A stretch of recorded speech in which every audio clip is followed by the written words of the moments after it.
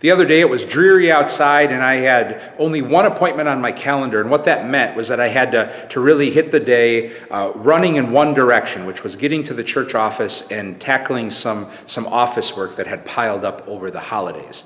In particular, I needed to be moving in the direction of preparing for our parish annual meeting, which is right around the corner. Now, confession time to you all. Preparing for a parish annual meeting is necessary work. It's even holy work, but it is not my most favorite work of being a priest. So I came to the office, set in that direction to do it, not because I necessarily wanted to, but because I had to.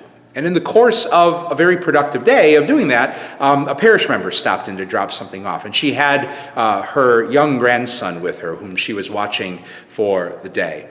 And her grandson saw our big church bell outside and asked about it. And I told him that oftentimes on Sunday mornings, we have kids go out and ring the bell to make a joyful sound in the neighborhood.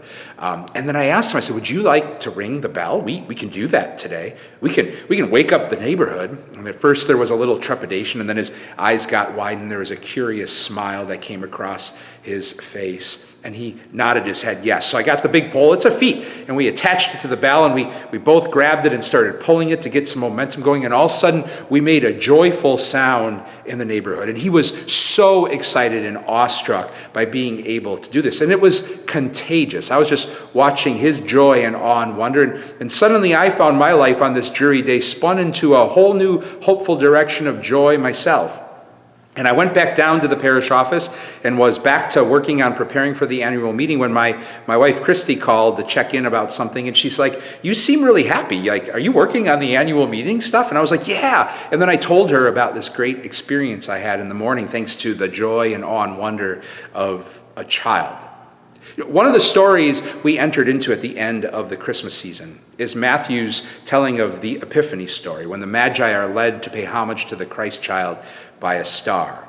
And one of the many gifts of Epiphany is the gift of God's ability to spin our lives in new and hopeful directions. Because at the end of Matthew's telling of that story, the Magi were spun in a new direction. They didn't go home the same way they came. They went home by another route, the text says. And that was because they were warned in a dream not to return to Herod. But it was also to celebrate, again, one of Epiphany's many gifts, which is a God who keeps spinning our lives in new and hopeful directions.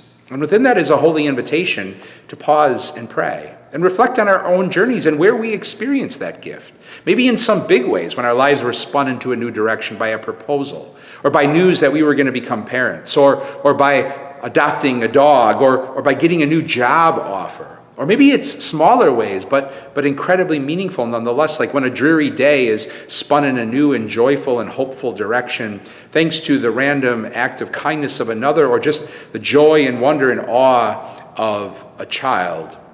And ultimately give thanks to a God of movement who keeps stirring and working to spin our lives into ever new directions of hope. God's peace and blessings to you all.